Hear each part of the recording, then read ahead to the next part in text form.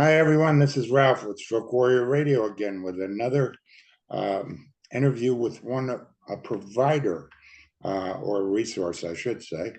We're with Miss, hopefully I don't mess this up, Michelle, but we're with Michelle Taschereau. Very nice. All Well right. said. Michelle's a certified brain injury specialist trainer, a consultant, life and wellness coach, and advocate for accessible brain health solutions. So, welcome, Michelle. Thank you so much, Ralph. It's a pleasure to be here. Yeah, I really appreciate you doing this very much.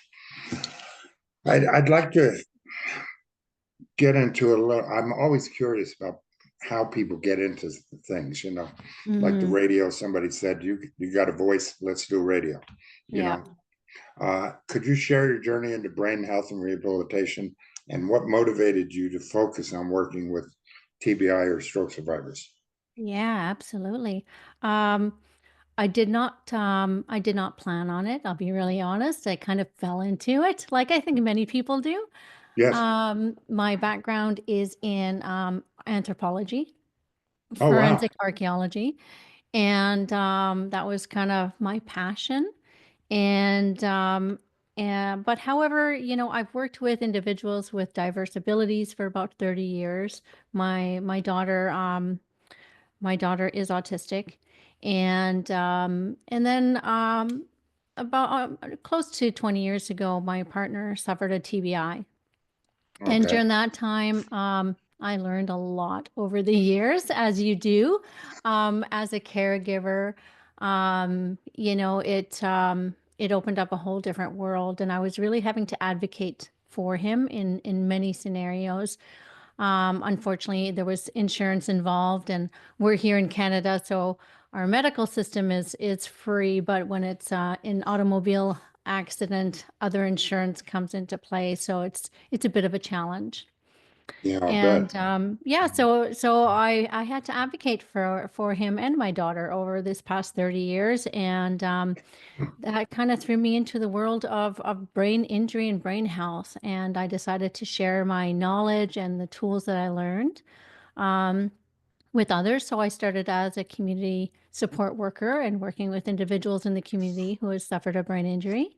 I became a case manager. I became a program manager. So kind of went up the scales Hmm. and went into cognitive training, and eventually I'm here. I've started my own company. I am, as you mentioned, a life and wellness coach. I'm a certified brain injury specialist trainer, and in my experience, I've seen that there's a lot of gaps in our healthcare system between discharge and living real life. And so my hopes and my dreams are to help, bridge those gaps and help get the resources and the tools available into the hands of those who need them most. That is so lacking. I mean, well, it's gotten a little better since my stroke 9.5 years ago, but I didn't know anything when I left the hospital. They Yeah, shared very little. that's so common. Yeah, it is. And no matter Europe and Canada, and we're in the United States. So yeah, it's issues with insurance, it's issues with education, all of that. I think it's also issues of time and workload. Yeah, There's so many barriers, unfortunately, but we can break them down. yeah. Um, your company again is Atlas Brain Health, correct? Yes. Yeah. Okay. And we'll get into how they contact you when we're done. But um, describe your experience with working with patients for TBI and or Hmm. stroke. Do you do both? I do. Yes. Okay. Yeah. So and people with developmental disabilities as well. So Oh, nice. anything to do with the brain, I'm there. I'm deeply passionate about the brain. I think it's such a fascinating instrument. Um, so I've worked, as I mentioned, as a support worker with many people, and I've worked as a cognitive trainer. I've worked as a case manager, so doing facilitating their goal setting and things like that. And um, even on those capacities, you just realize the limitations that we have as the support network. you know? Um, I spent so many times thinking, there's so much more I could be doing. There's so much more I should be doing. Why don't I have those tools? Why can't I be doing this? And I found it really frustrating because there was a lot of scenarios where I knew where the tools were, but due to my employment status, I was not able to access them. Okay. Or I knew where the tools were, however, due to financial restraints, they weren't available to my clients. So there we're talking about those gaps and those obstacles. And you would think that in this day and age, the amount of brain injury survivors um, in our world, that there would be more of a priority to ensure that they have the tools in order to recover most efficiently. Um, Unfortunately, I don't think that that's top of priority at this time. It's kind of like our healthcare system just wants to get you so you can get home. Yeah. They need the space, and it's heart-wrenching for me to see that. Well, and I think you've seen it, and you just mentioned it about the brain being such a fascinating instrument. I love that description because when we get out, we don't know what to expect. We Hmm. don't know how it's going to affect us. We don't know how it's going to affect our family. That's about what you address, right? Um, some of that, absolutely. I think that after you suffer a brain injury, you're at your most vulnerable, right? Any traumatic injury, not just brain injury, but any traumatic injury, you're at your most vulnerable and you're confused and I think, our brain always goes to the negative. It's got a negativity bias. So we're looking at, the worst case scenarios all the time. And this is what's going on in our mind. And you know, we don't know where to go or what to do or how to do things. What is my life going to be like? Like you're feeling like a completely different person. Yes, Your identity has shifted. And definitely.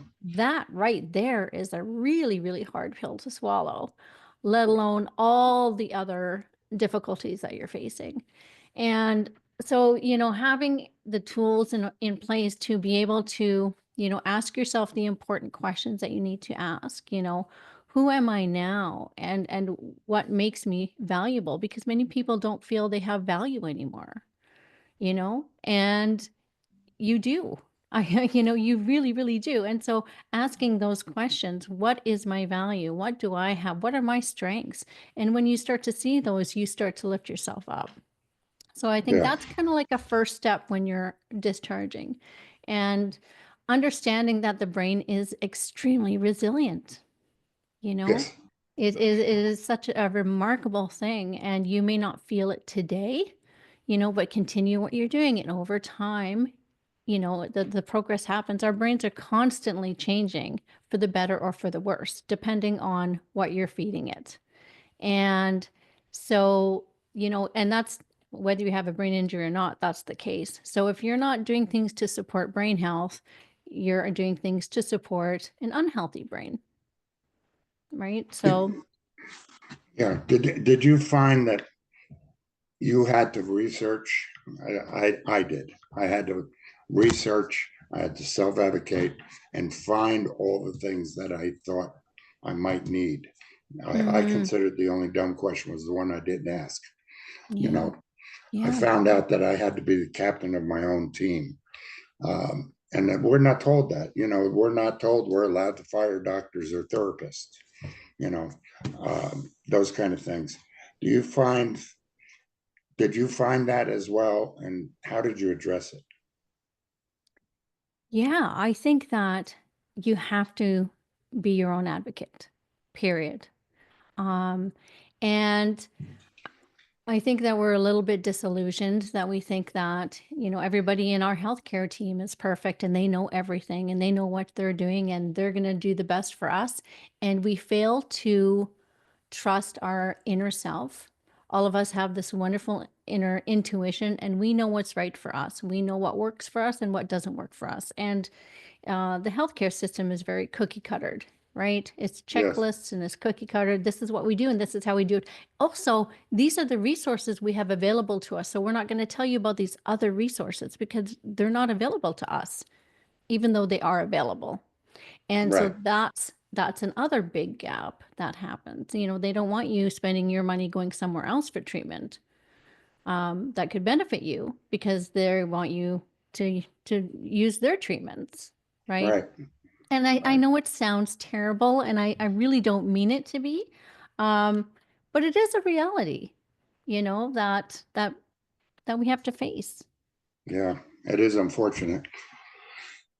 One of the things that um, I was alone after my stroke. My wife had passed away, but No, I'm sorry to hear be that. involved in your coaching practice, I guess I should say. How do you involve the family and care partners in the rehabilitation process? And how do you involve the survivor themselves? Hmm.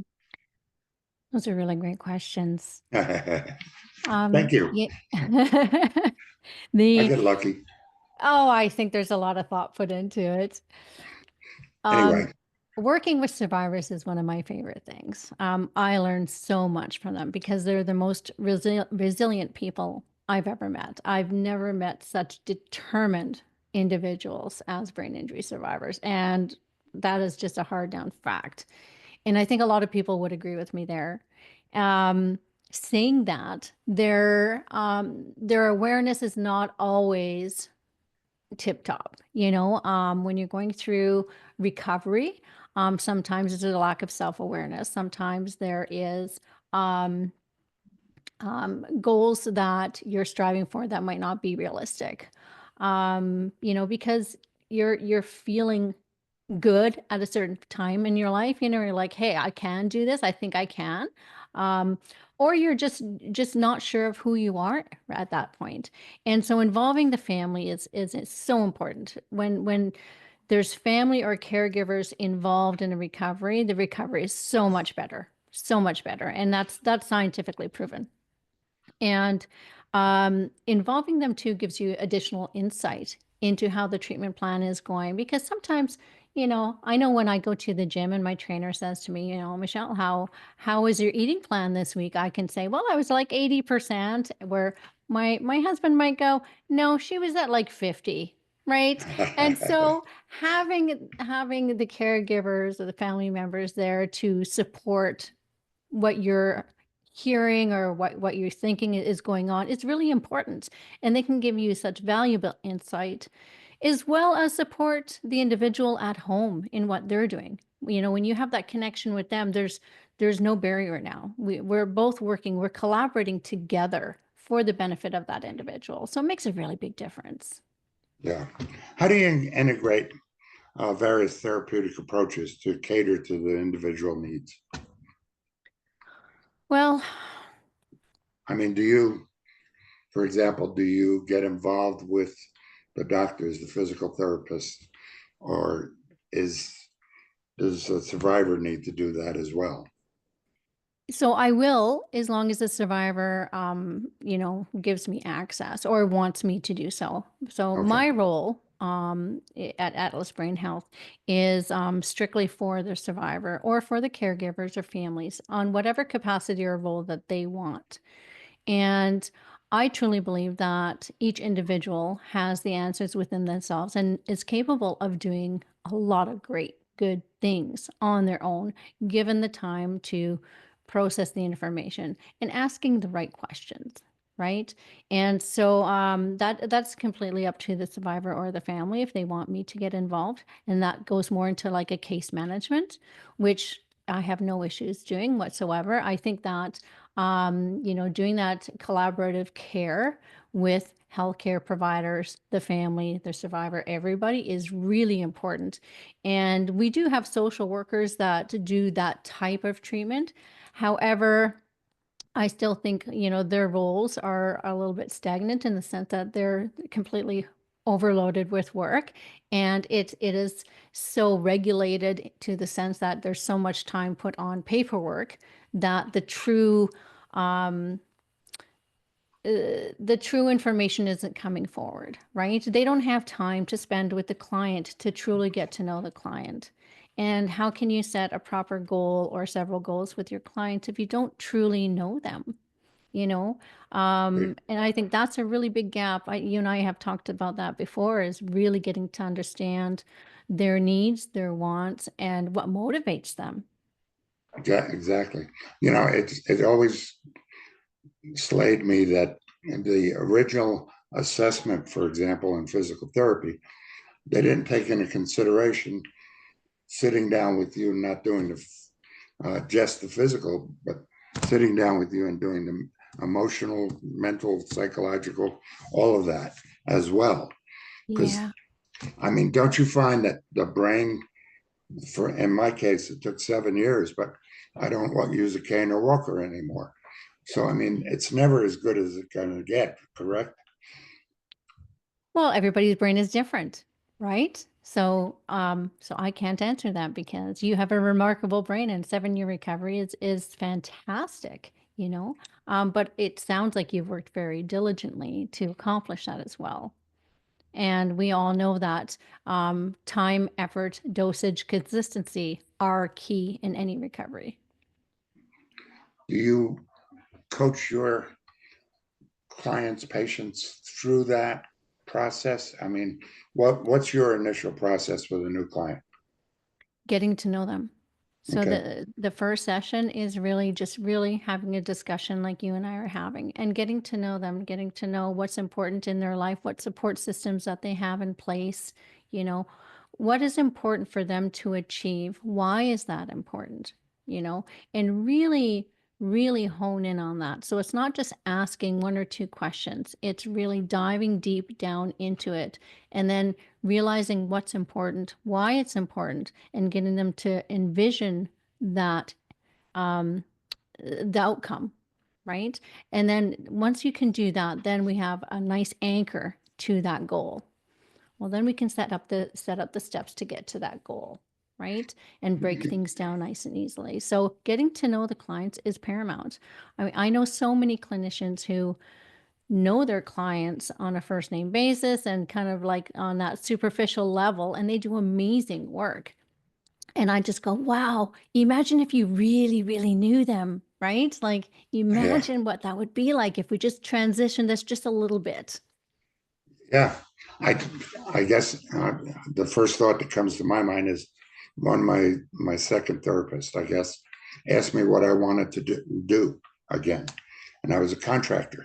I said, I Mm-hmm. don't think I could climb a ladder or hammer a nail. She brought in a ladder to a physical therapy.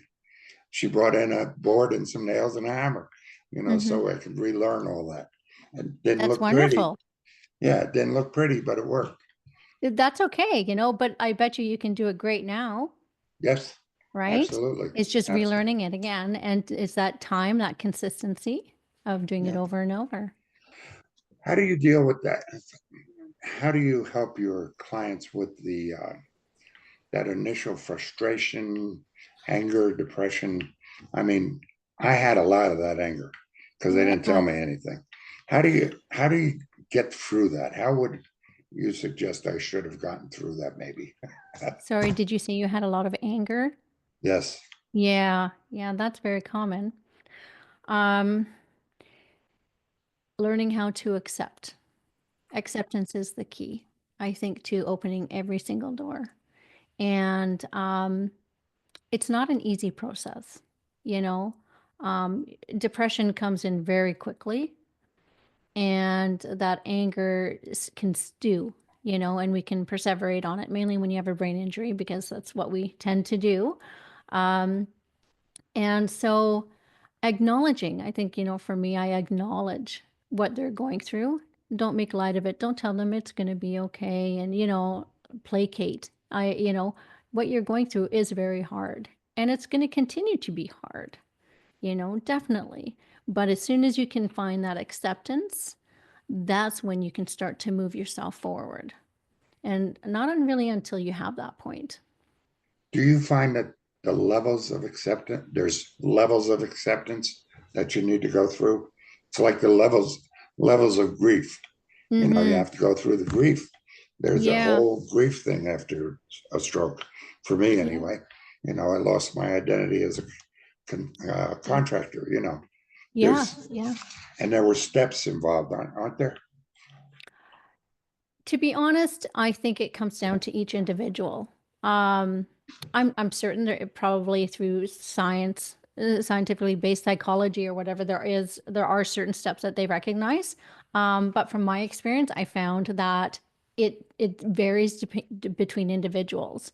I've had clients who were very quick to accept what has happened and just extremely grateful they weren't worse, you know? So after spending a month in a coma and waking up in a hospital. I remember this one client, and she was like the happiest person you've ever met in your life. She was such a bundle of beautiful energy, and you couldn't help smile just thinking of her. And her whole life changed. She couldn't be a mother anymore. Her kids had to look after her. They were teenagers at the time. She missed one of their graduations. Her whole life changed. But she was just so grateful she had the care that she did. She was grateful she wasn't worse than what she was, and that she could still, navigate life somewhat. And that made such a difference in her recovery.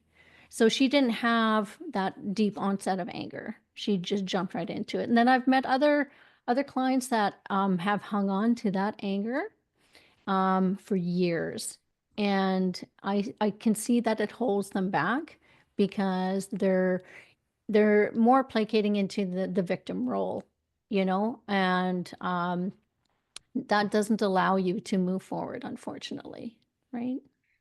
We had a show on this morning at 9 o'clock that was talking about victimization, Mm, how you victimize yourself, and it causes a lack of recovery. I mean, yeah, it hinders it, and yeah. it will cause mental issues or psychological issues as well. So there are a lot of steps through the whole thing. After Mhm. your initial assessment, what kind of work do you do with your client survivors and care partners?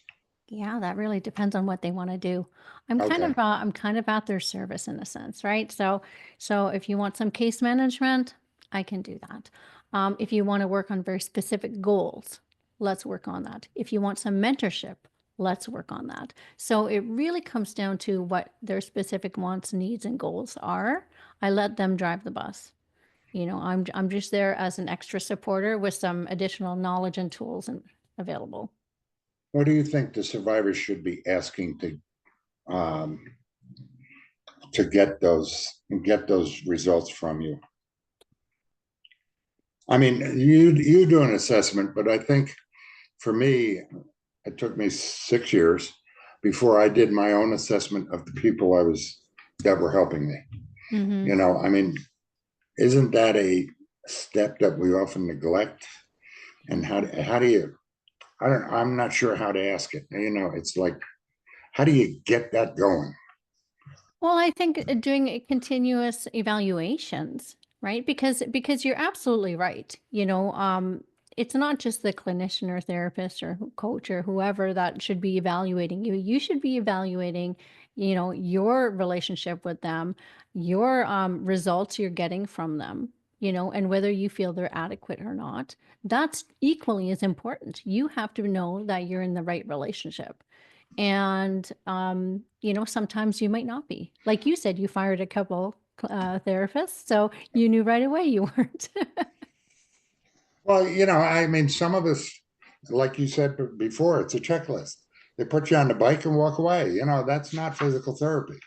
You know, No. there's other things that we need to do. And again, we didn't know what we didn't know. So, I mean, But I go ahead. if you think about it too, when you got put on that bike, what a beautiful opportunity that would be for the therapist to get to know you better. To stand by the bike while you're doing it so they can evaluate your heart rate, your how your body is moving, how you're feeling, and ask you questions to get to know you better, you know? And then that way they can kind of figure out your strengths and how those strengths can transfer to something else. So maybe you have some strengths that can transfer into some other type of physical therapy that would benefit you more than the bike. but how are they going to know that? Exactly. Right? So that time on the bike is a perfect opportunity to sit back and chat. Well, and don't you think that, I mean, it's a lifelong journey after a recovery. I Yeah. mean, no matter what, whether it's remarkable like mine became or whether it's not, it's a lifelong journey. So you need to develop relationships, not Hmm. just a clinician. I hate that word clinician because it's a, like you said, cookie cutter. Hmm. Hmm. I think the involvement and talking to each other is probably really important. It has been for me and helped me greatly. I mean, I have a great relationship with my therapist now. I mean, I Yeah. bring him food and everything because I cook Italian. But Ah, yeah, there. yeah. But Well, I can see you why know, that's a good relationship. yeah, it is. You want me to be a client for you now? Anyway, So cooking is one of your strengths, I hear. yes, it is, and it's my stress relief. Yeah. So on Sundays, I a traditional Italian. The sauce goes in the morning. Nice. I grind my pork for the Italian sausage the night before because I make my own sausage. I make my own pasta and everything. Look You at the know, happiness that brings you. You're yeah, smiling like yeah. crazy. It's incredible. I mean, and I started writing a cookbook at the encouragement of one of my in-laws. So I mean, Fantastic. it's it was hard in the beginning, just knowing what I could or couldn't do. Yeah. You know, um, so again, like I said before, I started doing things that I did before that I didn't think I'd ever do again, but I did them anyway, and it looked ugly as hell. But Yeah. I started to get better and better. I can Yeah. ride a bike again. Yeah. I fell a few times, but I can ride a bike again. So, you know, I guess part of the coaching and meeting other survivors is restoring the hope that we lost in the beginning. That's such an important word. And I think that I get goosebumps when you say the word hope because that's something that is lacking in the healthcare community. You know, I know we used to do this cognitive program and it was remarkable. It was such a great program. And unfortunately it's not available anymore. But these I would talk to some clinicians and they'd be like, "Well, I don't want to offer false hope to my clients." And I would sit back and I would think, well, first of all, how is it false hope? Everybody's different. You don't really know what your client is capable of doing or not doing, right? We don't know for anybody what they're capable of doing. We've all seen people who have suffered, traumatic events and they've come up on top and you're like as if nothing has happened. And then other people is something so minuscule and they just, melted away. And Right. so we don't know what people are able to do. And so wouldn't you want to feed them that hope? Because that hope is what gives you motivation. It's what drives you. It's what allows you to actually live on purpose. And so when you don't have that hope, what's the point anymore? Right? Yeah, So exactly. yeah, that's another area that I'm I struggle with a little bit because I think that that is something that they should be teaching in medical school and all of that is to actually give that hope to individuals. Yeah, I mean, telling you in the beginning, you're in that wheelchair, get used to it, you'll be in the rest of your life.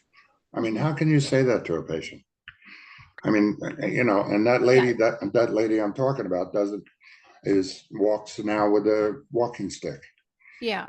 And so that's actually doing more harm than good, right? Because yes. now you're giving your bias. You're setting them up for failure. You're setting them right there. This is all part of what we're talking about is part of my professional development course. And Ah, because these are things that really affect an individual and they might seem minuscule to people, who are working away. It's just their job, what have you. but it all matters so much. And the words that you say affect an individual so deeply. And sometimes you just might not realize that you're causing them that harm. So I know one of my friends had shoulder surgery and they said the same thing. You'll never be able to lift your arms, above the shoulder level kind of thing. So just so you know, that's how it is. Well, he can, right? He just didn't take their advice and he moved on through his physical therapy and did it. But imagine if he didn't do that and he was like, "Oh, okay, I can't." Well, as he ages, things just get worse. And so you're just setting people up for this failure based off of a bias or your own opinion, right? True, true. And I think you probably do this in your practice. You encourage them to try anything once. Absolutely. You know, What's the harm in it? why hold Right? yourself back? Yeah. You know, See what you're capable of doing, yeah, yeah.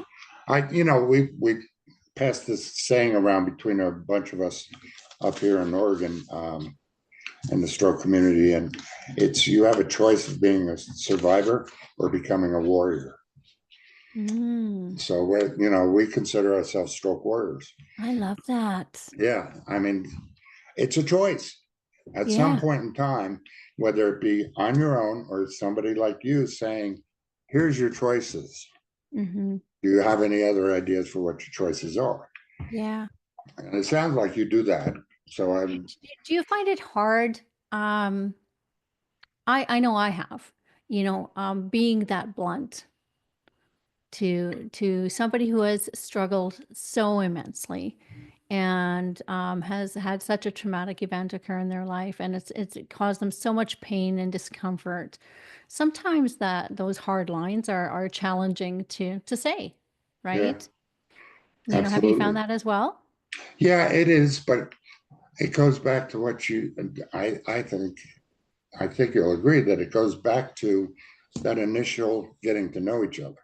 Yeah. If you have a relationship, it's just like a friend or a family member. You can say anything, Yeah. and Yeah. you've learned enough about that person that maybe you know how to say it correctly. Yeah. Yeah. You Fair know, enough. Yeah. I at least that's the way I do it. I try and think of the thing I want to say before I blurt anything out. Mhm. You know, That's a good skill to have. like it's a difficult skill, believe me. But luckily, after my stroke, my temper and my patience are much better. So Oh, that's good. yeah, which is weird, but anyway.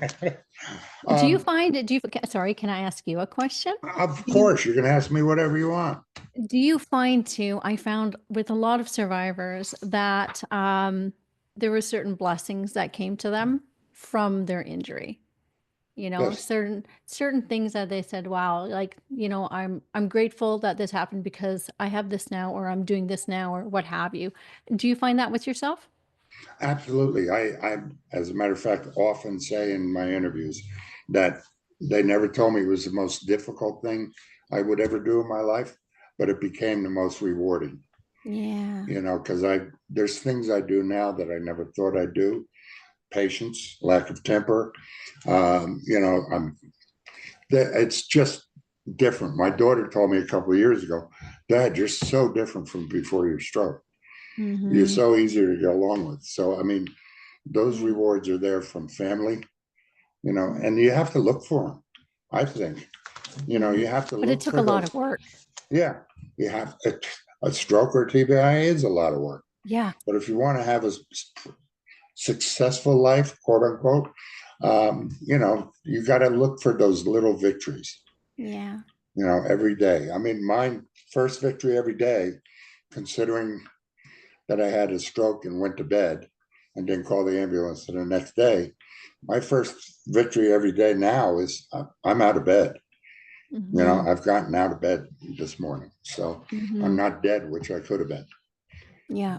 And so many of the survivors do wind up dead, Mhm. So, I mean, we've got catch the wave, warriors achieving victory every day. There's That's something little every day you have to recognize.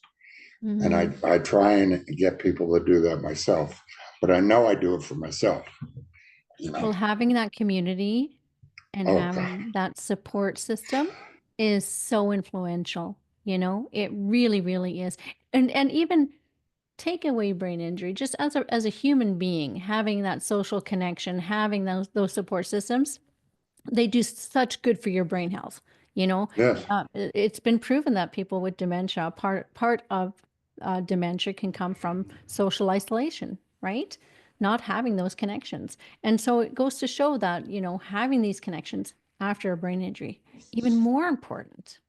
And having people who understand the stress, the anger that you're going through, the depression, how hard it is, you know?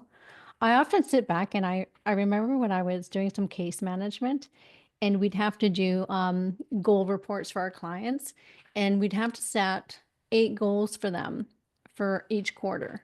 And I would think, how many people set 8 goals per quarter on a personal level? Just everyday people. How many? Maybe Yeah, 1%. maybe less. Yeah, Yeah. exactly. Right. And I'm thinking, you know, and we're pushing them so hard to do all these things. You know, like that's a lot of work. That's a lot of energy. Your whole life is being spent on rehab, on recovery, you know? And Besides the lot of work, it's also potential for a lot of disappointment. yes. I mean, don't you have to address issues one at a time, I think. You know, Yeah. I mean, I've gained a lot of weight, so I had to address that issue. And I Hmm. was depressed to a bad couple dark spots, you know, so I had to address those one at a time. But now it's different. You know, Yeah. I don't think, I don't know if you agree, but our life has changed. I mean, not only our life, but our family's life. Yeah. So we have to look for certain things that are beneficial for the our small community or family or whatever, plus our Hmm. big community.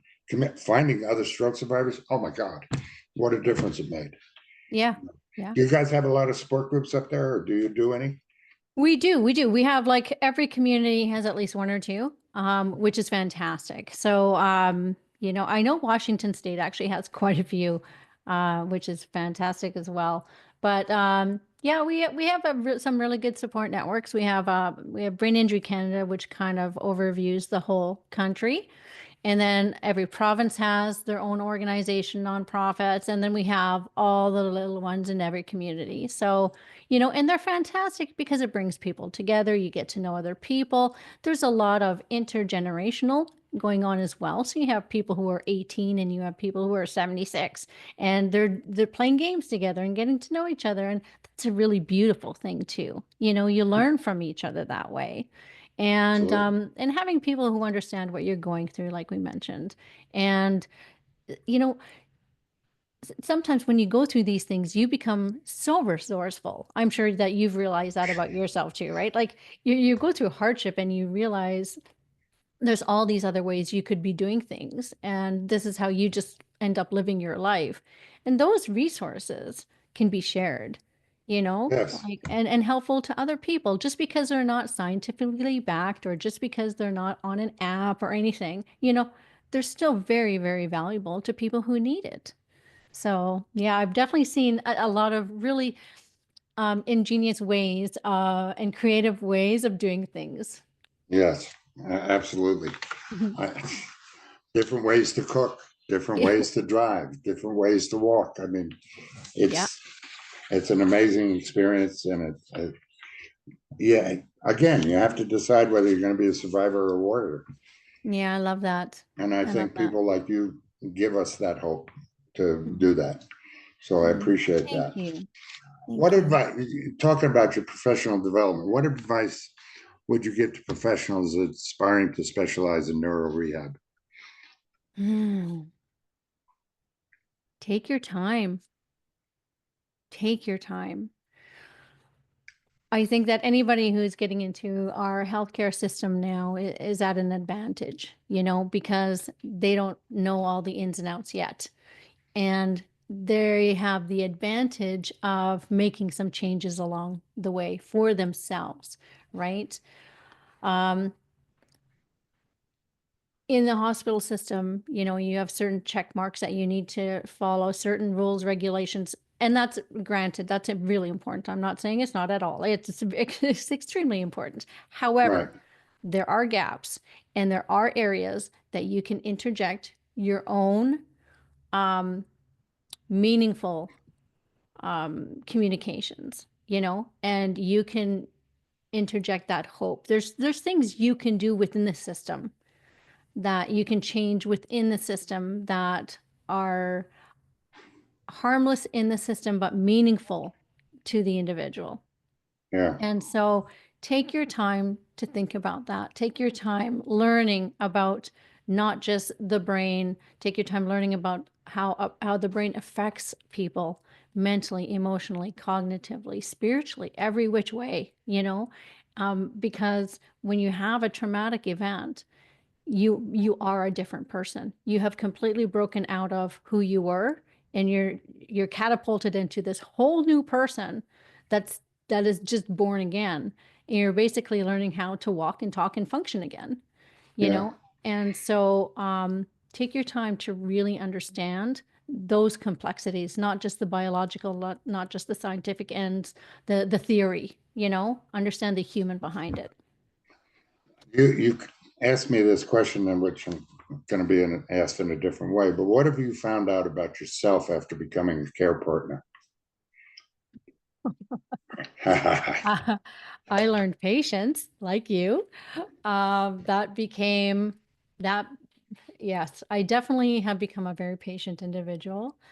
Um, I've also learned to be an advocate and how important that is to advocate for your own care, brain injury or not, just period, advocate for your own care. Every single person needs to advocate for themselves. End of story. Um, I love that you said that. yeah, you just do. Otherwise, the system is flawed. It's a system. It's a very big system, and people fall through the cracks. And don't be one of those. Advocate. And not everybody knows everything. Like my doctor doesn't know anything about menopause, or like Yeah. like not every, there's occupational therapists who might not know about something. There's physiotherapists who might not know about something else. Like they don't know everything. We think that they do. We kind of like are raised that they have this mass amount of knowledge, and they're just people too. They're human as well. And they can only hold so much knowledge, and some of them don't continue with a lot of that research, and they don't have that thirst for knowledge. So you need to advocate for yourself and figure out what is best for you. Yeah. I agree. What advances or changes would you like to see in the field of brain injury rehab in the next 5, 10 years? Number one would be funding. Yeah, I absolutely. I would absolutely love to see more funding put towards active care, active rehab. Not just getting individuals back into community, but in community and actively participating in community with support. Yeah. That's what I would love to see, because I think that's where the magic happens. When you're in the hospital after your traumatic event, they've done everything that they should be doing, which is amazing. They've saved your life. But then you transition into community and you're kind of lost. You don't have those supports. There's nothing there for you. And like you said, you're not given anything. You're not given any resources. You're not given it's like, hey, see you later. Yeah. And it's like going into a whole different world and not understanding the language, not understanding the culture, not understanding anything, because you're so different. Everything is so different and you don't know what to do. Having that support, having those resources available, I think would create a much different world for survivors and warriors. Yes. Yes. I had to throw Absolutely. that in there. I like it. Anything you want to add to today's conversation? I really appreciate talking with you today. Um, You know what? I think I would love everybody to know, as a survivor or a warrior, that you are capable of so much more. Our brain is constantly changing and it thrives on novelty. It thrives on repetition. You know, if there's something you want to do, try it. Figure out how to do it. Figure out there's always a way, and there's nothing you can't really do. You know, just try it and you will find yourself in that journey. You know, we're always changing as human beings. We're constantly changing. And as a survivor or a warrior, you're constantly changing and growing too. And so by trying new things, by doing more things, you're just increasing your brain capacity, you're building on that neuroplasticity, and you're making yourself happy. Isn't that what life is about, is also being happy? So, Yes, I agree. yeah. I agree. Well, thank you, Michelle. Tell us a little bit about Atlas Brain. Yeah, thank you. Atlas Brain Health, we provide, like I said, case management or coaching or mentorship workshops and professional development courses. So we have kind of an array of services that we offer for individuals, survivors and caregivers, clinicians, healthcare workers, educators, corporate wellness as well. So we kind of cover a broad um, group. And if you want to join the newsletter, by all means, go to atlasbrainhealth.com and you can join our newsletter. And there's always some great information. We try and pump out some new things that are out on the market all the time. I'm always involved in heavy research. And because I am a certified brain injury specialist trainer, I have to stay up to date on a lot of new information just to keep my status, which of course I love because I love the brain. All right. And so, um, yeah, check us out and reach out if you have any questions. I'm happy to answer any questions. And yeah, feel free to email And me. it's atlasbrainhealth.com. atlasbrainhealth.com. Your guide to better brain health. I like that caveat. Okay. Do you also share on socials? Yes, we are on Facebook and Instagram. Okay. I have to admit, I don't have a ton on there at this point because I've been building the professional development course that we talked about earlier. So that's been occupying a lot of my time. But you've got several things on LinkedIn too, don't you? Yes, yes. Yeah, I Sorry, LinkedIn. remember a Yeah, lot on there. yeah. That's why I contacted you. Okay. Thank Uh, you. Michelle, thank you very much. I really have enjoyed this. Yeah, thank you so much, Ralph. I have really enjoyed it as well, and I'm very grateful to be part of this conversation. Thank you. Take care. I'll see you soon. Okay. I'll talk to you soon. Thanks, Ralph. Take care.